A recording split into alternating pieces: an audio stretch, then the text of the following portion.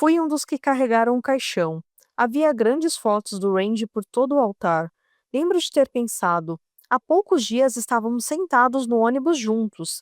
Falei que ele estava louco por querer ir para a universidade. Eu me senti tão mal. Randy foi um dos caras mais legais que conheci na vida. E acho que me sentia culpado também, porque se ele não estivesse na minha banda, não teria morrido. Não sei como a mãe do Randy sobreviveu ao enterro. Ela é uma mulher e tanto. Seu filho estava morto. Dolores era divorciada, então seus filhos eram tudo para ela. E Randy a adorava, absolutamente adorava. Durante anos, sempre que íamos nos encontrar com Dee, sofríamos muito. O que se pode falar? É o pior pesadelo de qualquer pai perder um filho desse jeito. Depois da missa, o caixão foi levado de carro de Burbank para San Bernardino, a 1 hora de distância. Randy foi enterrado num lugar chamado Mountain View Cemetery, onde seus avós estavam enterrados. Fiz uma promessa naquele instante, de honrar sua morte todo ano enviando flores. Ao contrário da maioria das minhas outras promessas, eu cumpri essa. Mas nunca mais voltei ao cemitério. Gostaria de voltar lá um dia, antes de finalmente me juntar a ele do outro lado. O enterro de Rachel não poderia ser mais diferente. Foi numa igreja gospel em algum lugar do sul de Los Angeles. Ela era muito importante naquela igreja, e durante a missa eles cantaram músicas gospel e mergulharam no chão gritando: Jesus te ama, Rachel! Fiquei pensando, que porra é essa? É uma experiência muito agradável o enterro de afro-americanos. Ninguém se mostra deprimido. Na semana seguinte, participei do programa do David Letterman. Foi surreal. Assim que me sentei e a banda parou de tocar, David falou para mim: Vamos direto ao ponto, Ozzy. Pelo que eu vi, você arrancou a cabeça. Não podia acreditar que ele ia falar disso. Oh, não, disse. Mas era tarde demais. Dave foi muito legal comigo no geral. É uma pessoa gentil e simpática. Mas eu não estava no clima para falar de morcego. O choque é uma coisa muito estranha e os enterros tinham sido horríveis. No final da entrevista, Dave me falou: Sei que recentemente houve uma tragédia pessoal e profissional na sua vida. Honestamente, fiquei surpreso por você ter aceitado manter esse compromisso de vir até aqui, e agradeço muito. Por isso sei que quero um minuto para explicar. Tudo o que posso falar é que perdi duas das melhores pessoas da minha vida, falei tentando não chorar, mas isso não vai me fazer parar porque adoro rock and roll, e o rock tem a ver com as pessoas. E eu adoro as pessoas. É por isso que faço música. Vou continuar porque Randy gostaria disso, e Rachel também. E não vou parar porque ninguém pode matar o rock and roll.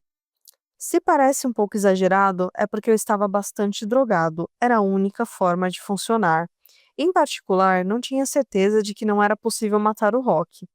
Não é para mim, eu falava para Sharon. Vamos deixar para lá. Mas ela não aceitou nada disso. Não, não vamos desistir. É isso que você sabe fazer, Ozzy. Nada vai nos parar. Se Sharon não tivesse repetido esse discurso algumas vezes, eu nunca teria voltado a subir num palco de novo. Não sei quem começou a fazer as ligações para encontrar um novo guitarrista.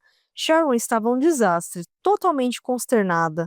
Então deve ter sido o escritório do pai dela que organizou tudo em Los Angeles. Mas no final, a busca se tornou uma distração bem-vinda, uma forma de pensarmos em outras coisas. Lembro que no momento liguei para Michael Schenker, o alemão que tinha tocado no UFO. Ele disse algo do tipo: Faço esse favor, mas quero um jato particular. E quero isso e quero aquilo. Eu falei para ele: Por que você está estipulando suas exigências nesse momento? Só me ajude no próximo show e a gente conversa. Mas ele ficou falando: Oh, vou precisar disso e daquilo. Então no final eu falei: Sabe o quê? Vai se fuder. Ele é doido mesmo, esse Schenker. Então não fiquei bravo com ele. Nosso primeiro suplente foi Bernie Tormé, um irlandês alto e loiro que tinha tocado com a banda de Ian Gillan. Bernie estava numa situação impossível, tentando ocupar o lugar de Randy, mas ajudou muito.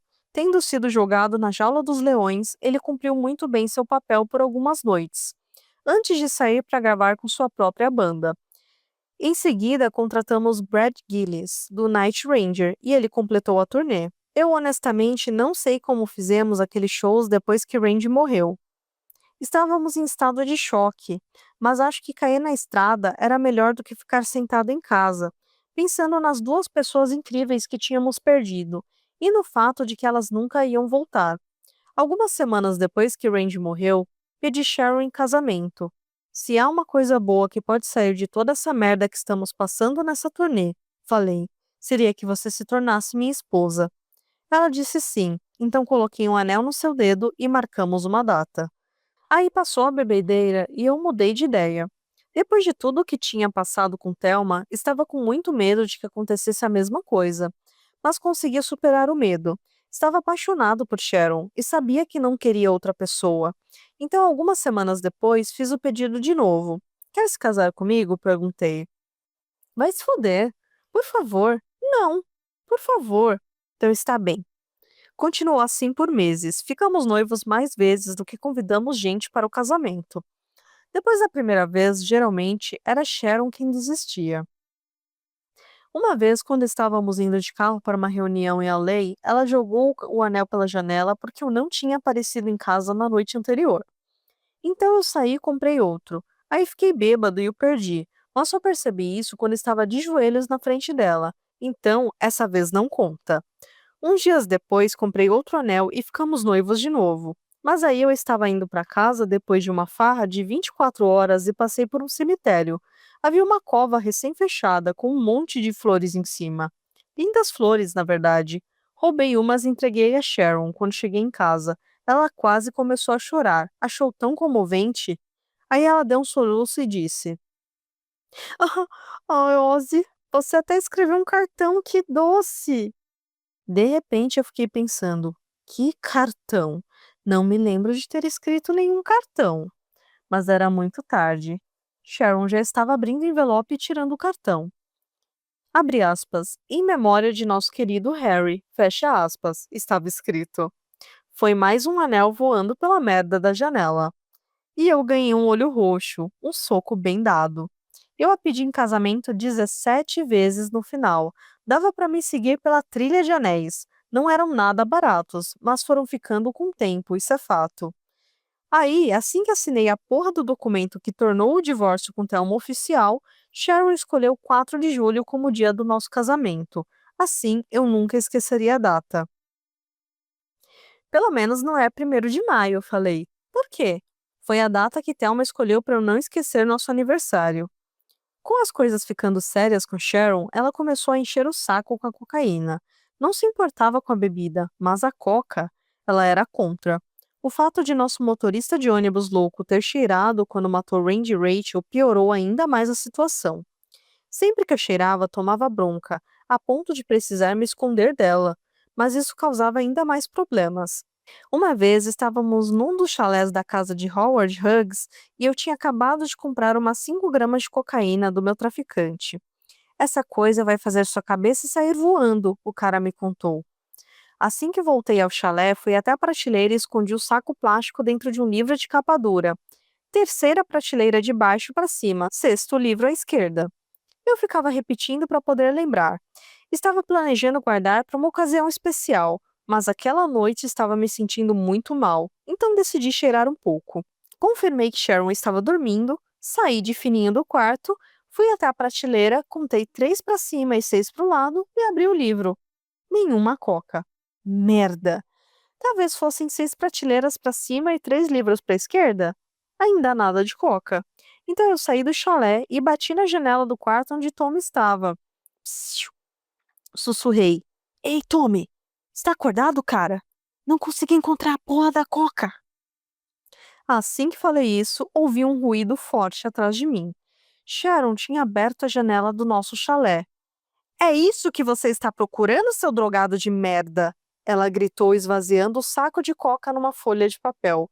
Sharon, eu falei, seja razoável, não faça nada Mas aí ela soprou e espalhou toda a coca pelo jardim.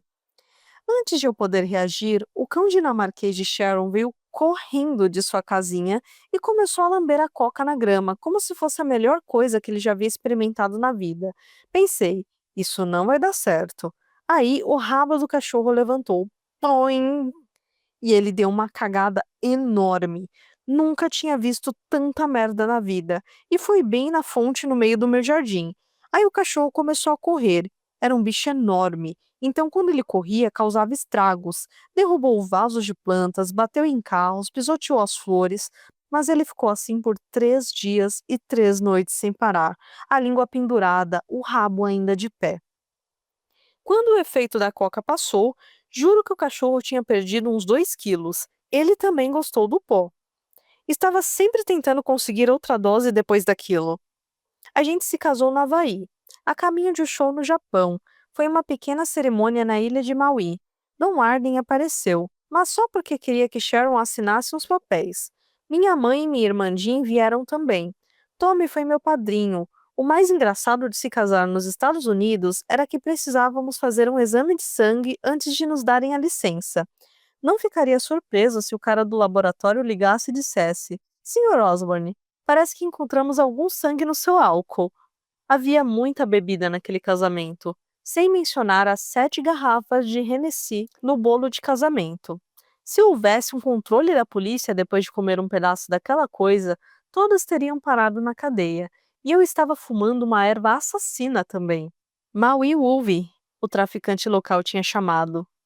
A despedida de solteiro foi uma piada. Fiquei tão travado no hotel que não fui. Há uma fotografia minha estatelada no quarto enquanto todo mundo está se preparando para ir embora. Classicaça! A noite do casamento foi ainda pior. Nem consegui voltar ao quarto para passar a noite com minha nova esposa.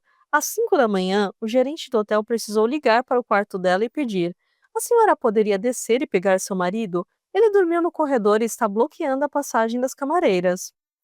Foi pouco depois de quase ter mijado na cara do meu novo sogro que ele parou de me chamar de Ozzy e passou a me chamar de vegetal. Como em vai se fuder, vegetal. Ou morra, vegetal. Ou dá o fora da minha casa agora, vegetal. Eu entendia porque ele estava tão bravo. Ninguém gosta de ser mijado, mas eu achava que era um pouco demais. Entendam, isso não era nada comparado com a forma como ele conversava com Sharon. Não consigo nem imaginar como é ter o próprio pai falando coisas tão horríveis. Mas Sharon aguentava tudo. Era incrivelmente forte. E acho que tinha se acostumado. A maior parte do tempo era eu quem ficava bravo. Ficava me perguntando: como um ser humano pode falar tanta merda? Ainda mais com alguém que é do seu sangue. Eram as coisas mais vis, vindas dos esgotos mais profundos, mas eles sempre faziam as pazes. Foi assim que Sharon foi criada, e é por isso que ela é tão extrema. Mas eu precisava de alguém como ela na minha vida, porque conseguia me enfrentar. Na verdade, me enfrentar não era nada comparado a enfrentar seu pai. No final, o que aconteceu entre Sharon e seu pai foi trágico. Na época, eu estava muito alcoolizado e drogado para entender bem o que devia bem e não devia me meter muito. Tudo o que sei é que Sharon descobriu que Don estava tendo um caso com uma garota mais nova do que ela, que saímos da Jet Records, o que deixou Don louco de raiva e que tivemos de pagar US$ 1,5 milhão para ele, para comprar nosso contrato e evitar que nos levasse à bancarrota com processos judiciais. A coisa entre os dois sempre foi explosiva, mas saiu de controle nessa época. No final, eles deixaram de se falar e o silêncio durou por quase 20 anos. Se algo de bom saiu dessa situação, foi que pedimos emprestado o máximo de dinheiro que pudemos para comprar todos os meus contratos. Assim não seríamos controlados por ninguém. Lembro de Sharon indo a uma reunião com a Essex Music e dizendo: Certo, quanto vocês querem por essa merda? Isso vai ficar feio, porque não estamos mais brincando. Só deem o número e nós pagamos. Uma semana depois, eu tinha minha própria empresa de representação. Enquanto isso, Dom podia ter pensado que eu era um vegetal, mas do momento em que Sharon comprou meu contrato, ele nunca parou de tentar recuperá-lo. Geralmente através de tentativas de foder meu casamento. Ele podia ser bem desonesto quando queria.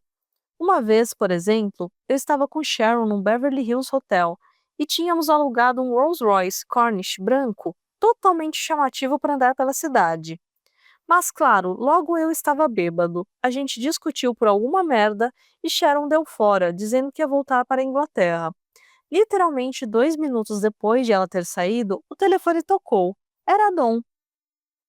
Preciso conversar com você, Ozzy, ele falou. É urgente. Olhando para trás, ele deve ter colocado alguém do lado de fora do hotel, olhando a Sharon sair de carro. De outra forma, como poderia saber que eu estava sozinho? A última coisa que eu queria era conversar com ele, mas não conseguia dizer não. O cara dava medo. Não sei se era um rumor, mas diziam que mantinha uma arma carregada na mesa do escritório. E Dom começou a contar as piores coisas sobre minha esposa. Foi a coisa mais nojenta que já ouvi. Era desumano o que ele dizia. E estava falando sobre sua própria filha. No final, parou para respirar e me perguntou: Você sabia disso tudo, Ozzy? Sabia como era sua esposa? Obviamente, ele queria que eu ficasse doido, deixasse Sharon e voltasse para Jet Records, recomeçando tudo. Mas eu não ia lhe dar este prazer. Ele não tinha o direito de vir até o meu quarto e inventar todas essas horríveis mentiras sobre minha esposa. Não acreditei em nenhuma palavra daquilo. De qualquer forma, independentemente do que Sharon tivesse feito, não podia ser pior do que as coisas que eu fazia. E certamente não chegava nem perto do que o próprio Dom estava fazendo. Mas achei que a melhor forma de deixá-lo puto seria agir como se não fosse nada demais. Sei, Dom, falei. Sei tudo sobre Sharon. Sabe? Sei. E? E daí, Dom? Eu a amo. Se quiser anular seu casamento, podemos dar um jeito nisso, sabe? Não, obrigado, Dom. Não podia acreditar que o sujeito estava disposto a fazer isso com a própria família. Anos depois, por exemplo, descobrimos que quando ele era o meu manager e até antes, tinha usado Sharon como escudo. Todas as suas empresas, cartões de crédito, contas bancárias e empréstimos estavam no nome dela. Basicamente, Dom não existia oficialmente. Assim, ele não pagava as contas e não podia ser processado. Isso incluía os impostos, que ele simplesmente ignorava, na Inglaterra e nos Estados Unidos, o que criava problemas para Sharon sem que ela soubesse. Aí um dia, do nada, ela recebeu uma carta da Receita Federal dizendo que devia muito dinheiro. Quando eles somaram todos os impostos, juros e multas, era um número de 7 dígitos. Dom tinha limpado a filha. Não sei do que seu pai é feito, eu disse, porque nunca conseguiria fazer isso com meus filhos. Aquele imposto quase enlouqueceu Sharon. No final eu falei: Olha, se é preciso pagar, pague logo, porque não quero viver nem mais um dia com essa porra em cima das nossas cabeças. Não dá para deixar de pagar impostos, então pague e nós cortamos nossos gastos e damos um jeito. Esse tipo de coisa acontece muito na indústria da música. Quando Sammy Davis Jr. morreu, ouvi dizer que ele deixou sua esposa com uma dívida de impostos de 7 milhões de dólares, que ela demorou uma eternidade para pagar. E não há nada a se fazer. Precisa levantar a cabeça e trabalhar mais. Mas valia a pena passar por toda aquela merda com Dom para conseguir minha liberdade. De repente, eu podia fazer o que quisesse, não importando o que ele pudesse dizer. Como quando eu estava em Nova York uma vez e me encontrei com meu advogado, Fred Aces, um cara ótimo, ex-militar. Ele me contou que tinha uma reunião mais tarde com outro de seus clientes, uma banda chamada Was, Not Was. E os integrantes estavam ficando loucos porque o vocalista não tinha aparecido no estúdio para uma gravação. Eu o substituo se quiserem, falei meio brincando, mas Fred levou a sério. Certo, vou falar com eles, disse. Acabei indo parar no estúdio em Nova York, fazendo um rap numa música chamada Shake Your Head. Eu ri muito, principalmente quando vi a versão final, que tinha um monte de garotas gostosas fazendo backing vocals. Adoro a música até hoje. É divertido, sabe? Porque eu sempre admirei os Beatles por começarem com um grupo pop e ficarem cada vez mais pesados a cada álbum. E aqui eu estava indo na direção contrária. Mas só anos depois eu ouvi toda a história. Estava no Sunset Marks Hotel, em West Hollywood, e Don Was estava lá. Nessa época, ele tinha se tornado um dos maiores produtores de música, e o Was Not Was era muito popular. Lembro que ele veio correndo e disse: Ozzy, vou te contar uma coisa sobre a música que fizemos, Shake Your Head. Você vai ficar doido. Diga, eu falei. Bom, lembra-se de que tínhamos todas aquelas backing vocals? Lembro. Uma delas acabou virando artista solo e gravando uns discos, já deve ter ouvido falar dela. Qual é o nome dela? Madonna. Não podia acreditar. Tinha feito um disco com a Madonna. Falei para Dom relançar, mas por alguma razão ele não conseguiu a autorização. Então acabamos regravando com Kim Basinger, tomando o lugar de Madonna. Eu fiz alguns duetos nos anos 80. Um com Lita Ford, Close My Eyes Forever, terminou sendo um single entre os 10 mais vendidos nos Estados Unidos. Fiz até uma versão de Born to Be Wild com Miss Piggy, mas fiquei desapontado quando descobri que ela não estaria no estúdio junto comigo. Talvez tivesse descoberto sobre meu emprego no matadouro em Digbert. Eu estava me divertindo muito, sabem? Não tinha nada a ver com dinheiro. Apesar de que, depois de termos comprado os contratos e quitado nossos impostos, o dinheiro finalmente começou a entrar. Lembro de abrir um envelope em Nicole Newman uma manhã, temendo outro processo. Em vez disso, era um cheque de royalties de US$ 750 mil. Nunca tinha visto tanto dinheiro em toda a minha vida. Depois do divórcio com Thelma, uma parte de mim queria dizer para ela: vai se fuder, olha para mim, estou bem. Então comprei uma casa chamada Outlands Cottage em Steph, e perto de onde ela vivia. Era uma casa com teto de palha, e uma das primeiras coisas que fiz depois de me mudar foi colocar fogo no teto. Não me perguntem como fiz aquilo. Tudo que me lembro é de um bombeiro chegando no caminhão assobiando e dizendo: uma festança, hein? E depois que o fogo tinha sido apagado, a gente tomou o resto da bebida juntos. Ele poderia ter deixado o lugar queimar, porque o cheiro de palha queimado é horroroso e nunca conseguimos eliminá-lo. Sharon odiou Outlands Cottage desde o começo. Ela ia para Londres e não queria voltar para casa. Acho que eu esperava ou queria que Thelma me ligasse chorando e implorasse que eu voltasse para ela. Nunca fez isso. Apesar de que ela me ligou uma vez para dizer: então, fiquei sabendo que você se casou de novo. Vai se fuder, seu bosta. Antes de bater o telefone na minha cara.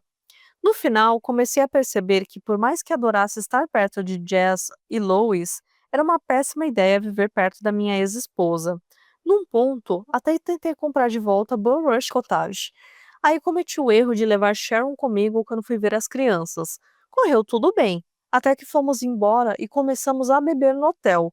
Eu fiquei bêbado e todo sentimental. Falei a Sharon que nunca mais queria voltar para os Estados Unidos, que sentia saudade das crianças, que sentia saudade do Randy Cleaver, que queria me aposentar.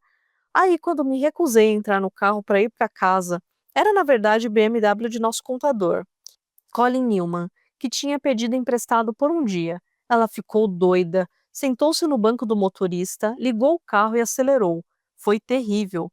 Lembro de pular para sair do caminho e correr no jardim em frente ao hotel, mas Sharon passou por cima dos canteiros e continuou vindo na minha direção, com as rodas arrancando na grama e jogando pedaços de terra por todos os lados, e ela quase matou outras pessoas. Havia um cara chamado Pete Mittens trabalhando para mim na época. Era um velho amigo da escola, muito magro, muito engraçado, costumava usar umas jaquetas horríveis o tempo todo.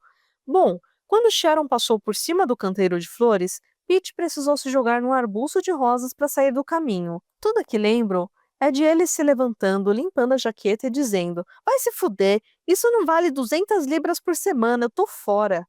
Mais tarde ele mudou de ideia e voltou. Trabalhar para nós poderia ser perigoso, mas pelo menos era interessante, eu acho. No final, o gerente do hotel saiu e alguém chamou a polícia. Eu estava me escondendo atrás de uma cerca viva. Sharon saiu do carro, foi até ali e jogou todos os seus anéis e joias em mim. Virou-se e chamou um táxi. Eu ainda estava lá no dia seguinte, fedido e de ressaca, procurando no chão uma joia da Tiffany's que valia 50 mil. Ocorreram outros momentos pesados em Outlands Cottage, antes de eu finalmente perceber que Sharon estava certa e que deveríamos nos mudar. Uma noite conheci um cara legal no pub, contador, acho que ele era. Mas ele veio comigo até o cottage para fumar um baseado e desmaiou no sofá. Enquanto estava dormindo, eu tirei as roupas dele e joguei no fogo. O pobre cara acordou às 6 da manhã, completamente pelado. Eu mandei para sua esposa com uma das calças que usava no palco. Rio até hoje ao pensar nele entrando no carro se perguntando como ia explicar aquilo. Outra das minhas brincadeiras favoritas em Outlands Cottage era raspar as sobrancelhas das pessoas enquanto elas estavam dormindo. Acreditem, não há nada mais engraçado do que um cara sem sobrancelhas. As pessoas não percebem que as sobrancelhas são importantes para nossas expressões faciais. Então, quando elas não estão ali, é difícil mostrar preocupação ou surpresa ou qualquer emoção básica, mas demora um pouco para perceberem o que está errado.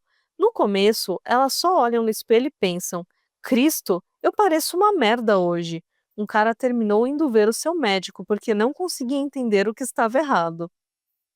Passei um tempo dando tratamentos de sobrancelhas em todos: agentes, managers, voldes, assistentes, amigos, amigos de amigos. Sempre que alguém aparecia numa reunião com um cara que parecia ter algo errado, dava para saber que ele tinha passado o fim de semana na minha casa. Pete Mertens geralmente acabava sendo cúmplice relutante das minhas brincadeiras de bêbado. Por exemplo, em um Natal, comecei a imaginar como seria deixar um cachorro bêbado. Então, Pete e eu pegamos um pedaço de carne e colocamos no fundo de uma tigela com xerez. Aí chamamos o Yorkshire Terrier de Sharon. Bubbles, ele se chamava, e esperamos para ver o que aconteceria. Claro, Bubbles derrubou a tigela de xerez para comer a carne. 5 minutos depois, cruzou as pernas e começou a tropeçar enquanto uivava para a música que estávamos tocando. Tínhamos conseguido. Bubbles estava completamente bêbado. Foi ótimo, até o pobre Bubbles desmaiar no meio da sala. Fiquei com muito medo de ter matado o cachorro, então tirei as luzes da árvore de Natal e as enrolei ao redor dele para dizer a Sharon que ele tinha sido eletrocutado por acidente. Mas ele ficou bem, graças a Deus. Apesar da terrível ressaca na manhã seguinte e de ter ficado me olhando de um jeito estranho, como se dissesse: Sei o que você fez, seu maldito. Bubbles não foi o único animal que viveu conosco em Outlands Cottage. Também tínhamos um burro chamado Sally, que costumava ficar comigo na sala para assistir a Match of the Day, um dinamarquês e um pastor alemão. A coisa que mais me lembro desses cães é a hora em que vim do açougue para casa com vísceras de porco. Coloquei numa vasilha na mesa da cozinha, pensando que poderia fazer uma fritada, mas quando Sharon entrou, fez uma careta e disse: Ozzy, que merda de cheiro é esse? E que são essas coisas nojentas na mesa? Quando contei o que era, ela literalmente teve ânsia de vômito. Oh, pelo amor de Deus, Ozzy, disse. Não posso comer isso, dê para os cachorros. Então dei as tripas para os cachorros e os dois começaram a passar mal imediatamente. Um vomitou enquanto o outro sujou todas as paredes com merda. O pobre Pete Mirten chegou ao ponto de não aguentar mais. Estava morando conosco na época e a loucura não tinha fim. A última gota foi quando eu tomei muitas pílulas para dormir depois de uma bebedeira e precisei ser levada ao hospital para uma lavagem estomacal. Quando o médico perguntou meu nome, respondi Pete Mertens e não pensei mais nisso. Mas quando Pete foi fazer um check-up, alguns meses depois, seu médico entrou no consultório, fechou a porta e disse para ele: Agora, Sr. Mittens, não podemos mais continuar com esse comportamento, não é? Pete não sabia que porra o médico estava falando e este achou que Pete tentava fingir que não tinha nada acontecido. Acho que o médico deve tê-lo mandado para terapia. Finalmente, Pete viu seu prontuário com overdose de pílulas para dormir, escrito bem grande, e ficou louco comigo. Cara legal, Pete Mertens, cara legal. A gente se mudou tantas vezes depois que saímos de Outlands Cottage que não me lembro nem da metade dos lugares. Foi mais ou menos nessa época que descobri que minha esposa adora comprar e reformar casas.